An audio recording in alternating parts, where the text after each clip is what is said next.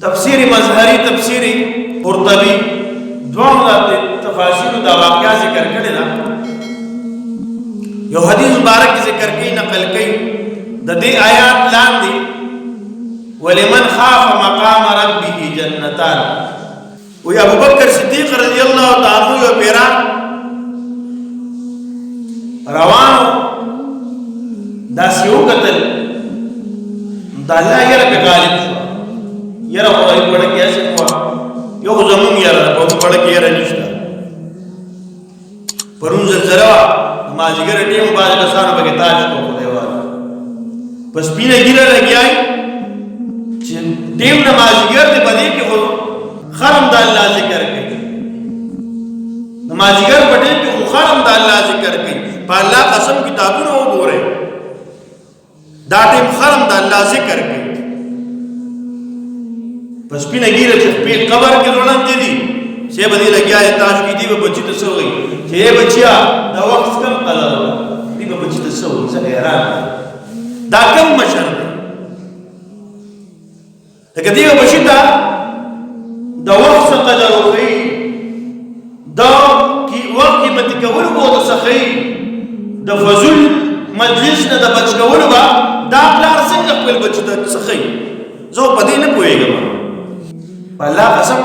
مونگ دومر با غفلت کی پراتی ہو چه گیر اسپینش با واقع دا معشومان آگئے آدھا پینزو کار معشوم چه دا غفلت جن تیرے بس کچ منڈی والی ہو کچ غرمہ ہو یخنی ہو باران ہو کچیلے ہو بس اقبل لوگوں سے رکاری اقا شوی زمون دا پینزو کار دا معشوم پشپیتا کالا کی آغا شوی ہو سکتے یہ دا مسلمان بڑا کیرا پکار دا کیرا نکشتا بیا خود نزناور خدے گا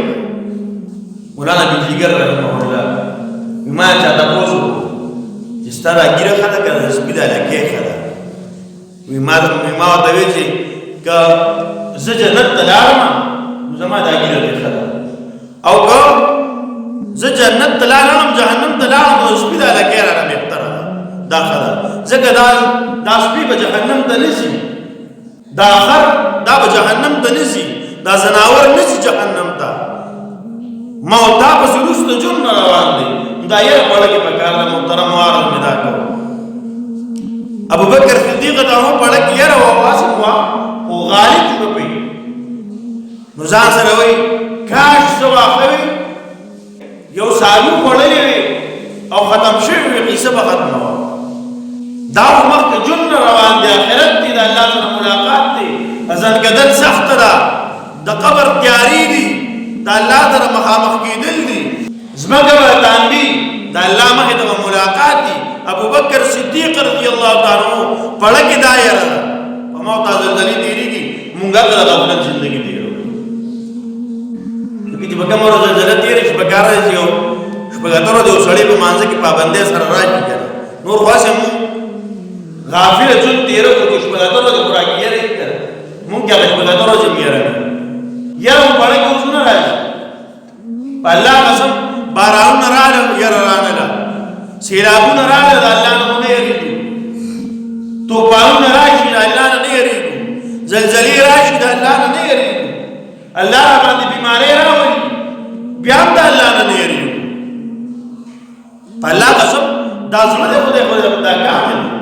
سشی دی دا احمد ایلابوری رحمہ اللہ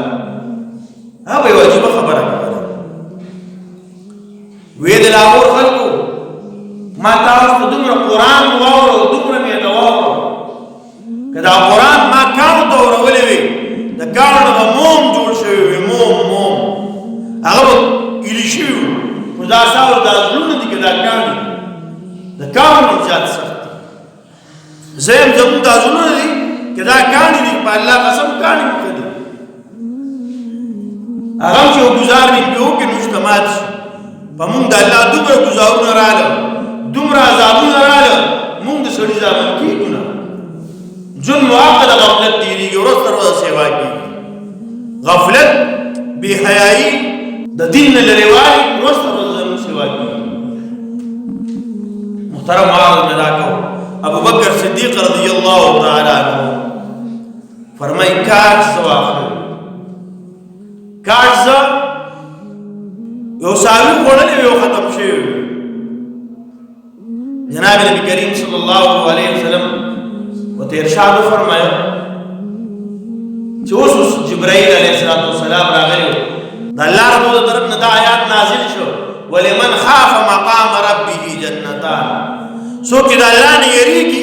یریدونکي ته به دوه جنتونه ملاوي، دوه باغونه به ورته ملاوي. یو واقعه بله ذکر کړي، تفسیر مظهری ذکر کړي. فرمایي چې ابوبکر صدیق رضی الله عنه ته یو پیر پته ولګېده چې ما پې اوس کړي دا پیر د ښکاري حلال نه و، شک پکې پیدا شو، دا ما د حلال نه ښکاري، کیدای شي مشکوک نو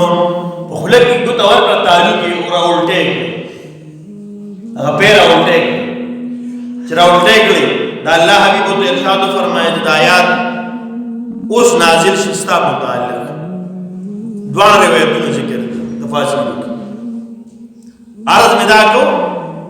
ابوبکر صدیق رضی الله عنه موتا صحابو د زندګۍ نه خبر نه یو، ادي وجه خپل ژوند د زناور په شان دی. کوم د صحابو د زندګۍ نه خبر شو، یقینا زما او تاسو زندګي به کم سے کم د انسانانو برابر بشي.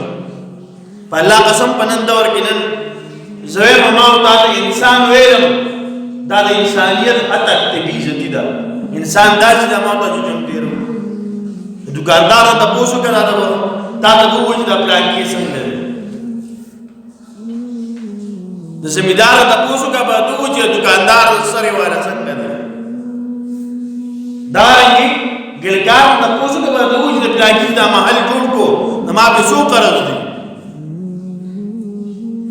د خاوند ته پوښو کړه چې دا خزه څنګه ده،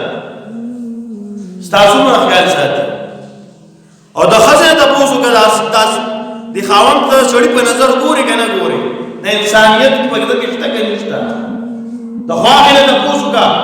انګور د څنګه ده، انسان ته وایي کنه ته زناور وي، او د خوا انګور ته پوښو کړه د خپل خواخله د انسانیت په نظر ګوري کنه ګوري. دا تاسو رویه د انسانانو کې کنه زناور وي. موطالک شان دی هر سړی خپل ګریوان کې سوچو کی چې زموږ د بل سره رویه څنګه ده، مونږ ګیله کوو د بل سره رویه داسې پلان کې داسې کی ما سره نه نه ما او تاسو سوچو کو ما او د بل سره سکو.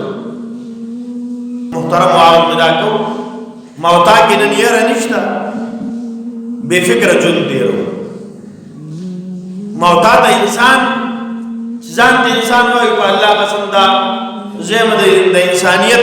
دانون بشرمی